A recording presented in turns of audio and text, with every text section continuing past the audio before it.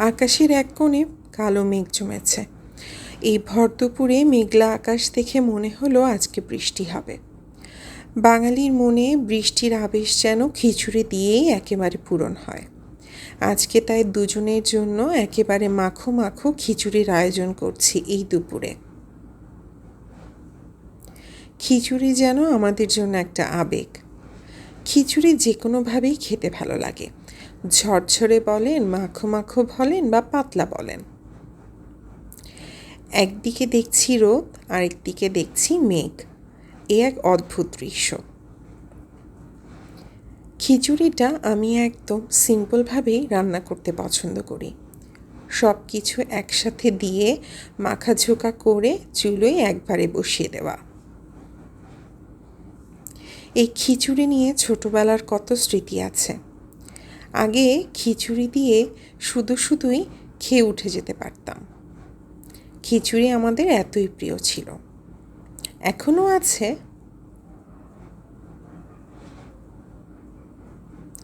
আমার বারান্দায় বৃষ্টির সময় দৃশ্যটা একদম অন্যরকম। একদিকে মেঘলা, আরেকদিকে বৃষ্টির একটা রিমঝিম শব্দ। কথায় কথায় কিন্তু খিচুড়িটা চুলোয় বসিয়ে দিয়েছি। খিচুড়ির সাথে আজকে একটু মুরগির মাংসটা ঝাল ভুনা করব। এই দুটোর কম্বিনেশনেই একদম আজকের দুপুরের খাবারটা জমে যাবে। রান্না করছি আর জানালা দিয়ে দেখছি রিমঝিম বৃষ্টি। আমি আজকে একদম সব কিছু মাখিয়ে এই মুরগির মাংসটা রান্না করছি। এই রান্নাটা আবার আমার জামাইয়ের অনেক পছন্দ।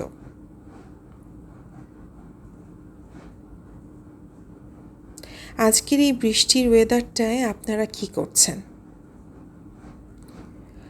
মাঝে মধ্যে এই বৃষ্টি দেখলে আমার আবার একটু আলসেমি জেঁকে বসে। একদিকে যেমন একটু আলসেমি লাগছে, অপরদিকে মনে হচ্ছে এই খিচুড়ি আর মুরগির মাংসটা বৃষ্টি দেখতে দেখতে খেতে কিন্তু মন্দ হবে না। এর মধ্যে কিন্তু আমার কাজ অনেক, সেই সব কাজও কিন্তু আমাকে শেষ করতে হচ্ছে। আসলে বন্ধের দিনগুলোতে আমাদের এই কাজগুলো শেষ করার একটা তাড়না থাকে নিজেদের মধ্যে।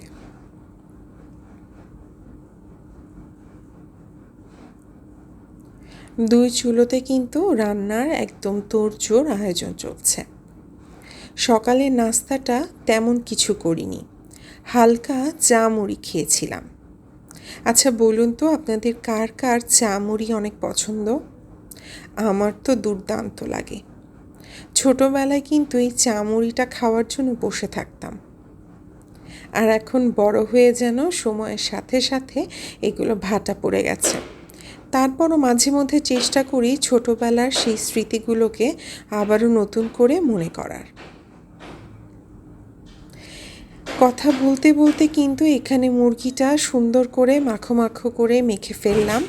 এখন হালকা পাতলা পানি দিয়ে এটাকে কষিয়ে কষিয়ে রান্না করতে দিয়ে দেব।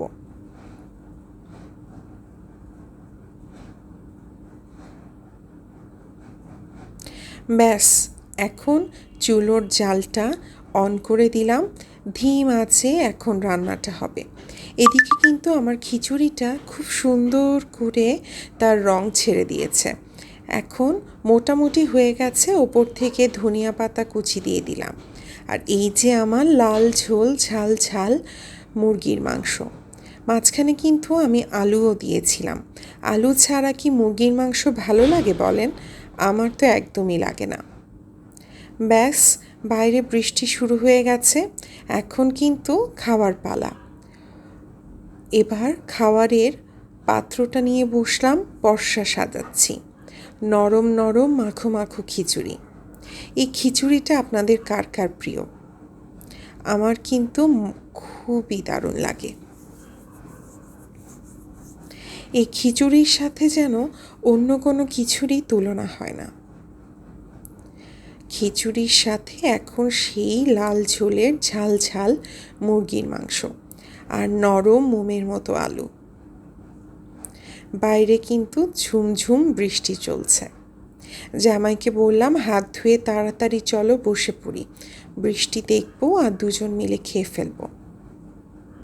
এই ছিল আজকে আমার বৃষ্টির দিনের খিচুড়ি বিলাসের গল্প।